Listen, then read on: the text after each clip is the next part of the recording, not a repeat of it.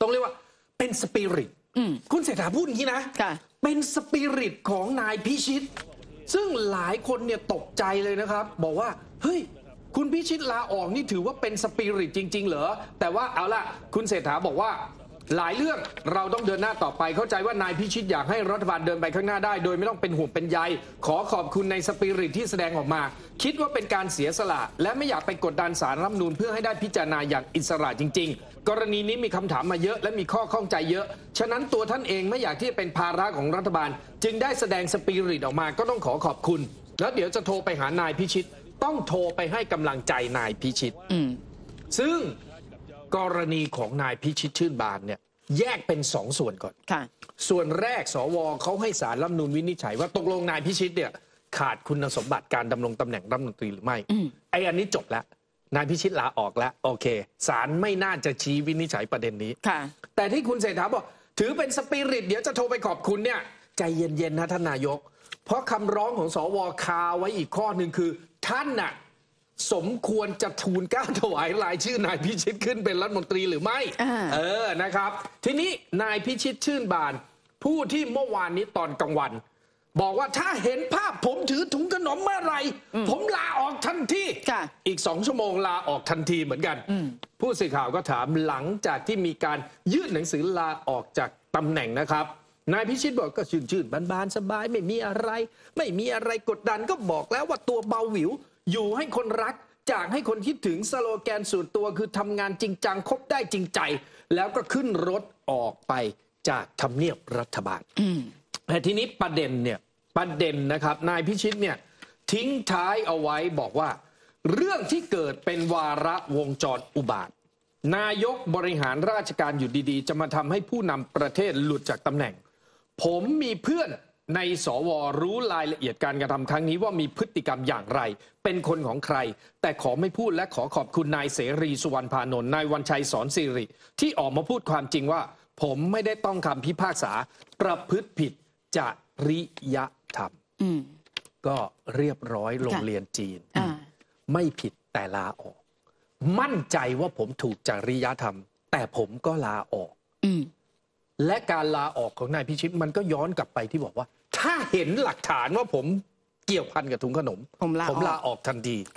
ก็เรียบร้อยไปครับ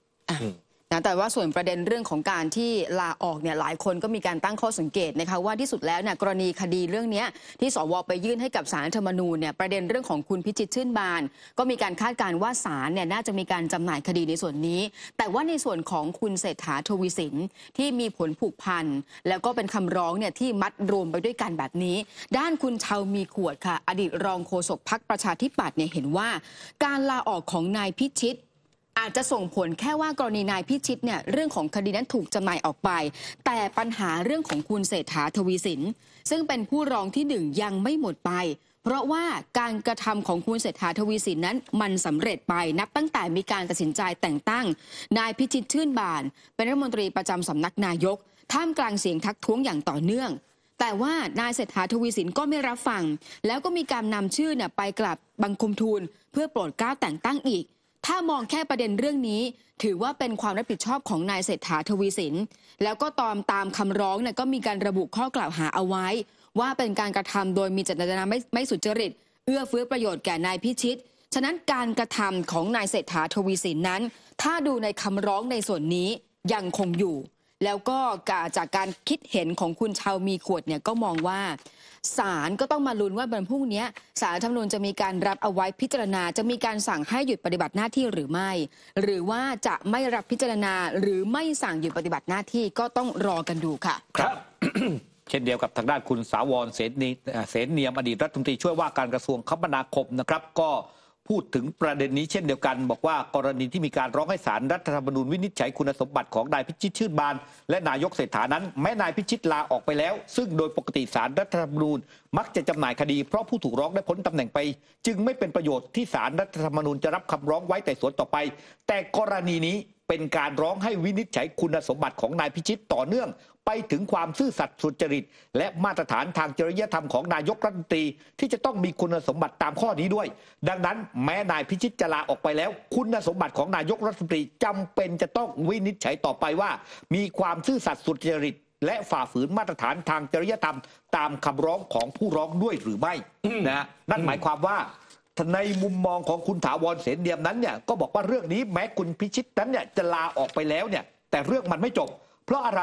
เพราะเนี่ยอำนาจหน้าที่ของนายกรัฐมนตรีนั้นไม่จำกัดเฉพาะการเสนอเพื่อโปรดเกล้าแต่งตั้งคณะรัฐมนตรีแต่ยังมีหน้าที่อื่นที่พิจารณานำเสนอแต่งตั้งข้าราชการระดับสูงทั่วประเทศจำนวนมากในแต่ละปีนายกรัฐมนตรีจึงต้องมีความรู้ความรอบคอบประกอบด้วยความซื่อสัตย์สุจริตและมาตรฐานทางจริยธรรมระดับสูงในการนำเสนอบุคคลเข้าดำรงตำแหน่งต่างๆเมื่อนายกเนี่ยขาดคุณสมบัติตามมาตรา160จึงต้องพ้นจากตำแหน่งตามมาตรา170ตามรัฐธรรมนูญครับก็คือเป็นหน้าที่ของนายกรัฐมนตรีคือหมัดนี้ของคุณถาวรพูดซึ่งเคยเป็นบุคลากรในกระบวนการยุติธรรมเนี่ยต้องถือว่าเข้าปลายคางนะฮะเพราะว่าคุณถาวรเนี่ยจบบทความตามที่พิธาอธิบายว่าถ้าไม่คำนึงหรือไม่วางบรรทัดฐานต่อไปคนที่จะมาเป็นนายกรัฐมนตรีก็ตั้งใครก็ได้สิครับแล้วก็ลาออกไปอย่างนี้ก็ไม่ต้องคำนึงถึงจริยธรรมใดๆทั้งสิ้นสิอย่างนี้ก็ลองดูกันไปส่วนกรณีที่คุณเศรษฐาจะต้องตุ้มต่อมเนี่ยไม่ใช่แค่คุณชาวมีขวดไม่ใช่แค่คุณถาวรเสนเนียมนะคุณสมชัยศรีสุทธิยากรอดีตกกต.ก็ออกมาโพสต์เฟซบุ๊กเช่นกันบอกว่าการลาออกของนายพิชิตที่คิดว่าลาออกแล้วจบตัดไฟแต่ต้นลมศาลจะได้ไม่รับคำร้องเศรษฐาก็ไม่เสี่ยงถูกยุติปฏิบัติหน้าที่และไม่เสี่ยงถูกวินิจฉัยให้สิ้นสุดการเป็นนายกรัฐมนตรีนั้นจริงๆเป็นแค่การตัดไฟแต่ต้นลมหรือเป็นไฟลามทุ่งคุณสมชัยบอกว่าประโยชน์อย่างเดียวที่นายพิชิตลาออกคือศาลไม่ต้องสั่งให้หยุดปฏิบัติหน้าที่เพราะตัวเองลาออกไปแล้วแต่คำร้องและคำขออื่นๆยังคงมีเช่นเดิมเห็นไหมครับคือก่อนที่จะอะไรเนี่ยบุคคลเหล่านี้เขาจะกลับไปดูที่คำร้องเหมือนคุณถาวรเมื่อกี้เขาก็จะกลับไปดูคำร้องของสว.คุณสมชัยก็กลับไปดูคำร้องครับคำร้องข้อที่1ขอให้ความเป็นรัฐมนตรีของนายเศรษฐาสิ้นสุดลงเนื่องจากทูลเกล้าแต่งตั้งคนที่รู้หรือควรจะรู้ว่ามีลักษณะต้องห้ามคำร้อง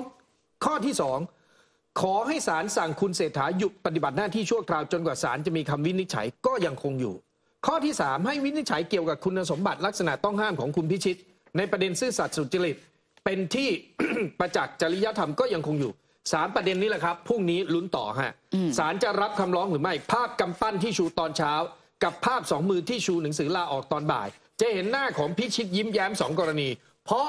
เหมือนโยนเผือกร้อนออกจากตัวคนที่ต้องระทึกใจต่อจากนี้คือเศรษฐาทวีสินมิใช่พิชิตชื่นบานอีกท่านหนึ่งนะคะเป็นนักวิชาการด้านนิติศาสตร์ค่ะคุณคมสันโพคงให้สัมภาษณ์กับทางท็อปนิวส์หนึ่งกรณีเรื่องนี้ซึ่งคุณคมสันเนี่ยเขามองว่าถ้ามาร่วมสนับสนุนท็อปนิวส์นำเสนอความจริงได้แล้ววันนี้เพียงกดปุ่ม Super Thanks แล้วเลือกจำนวนเงินตามที่ต้องการได้เลยครับขอบคุณครับ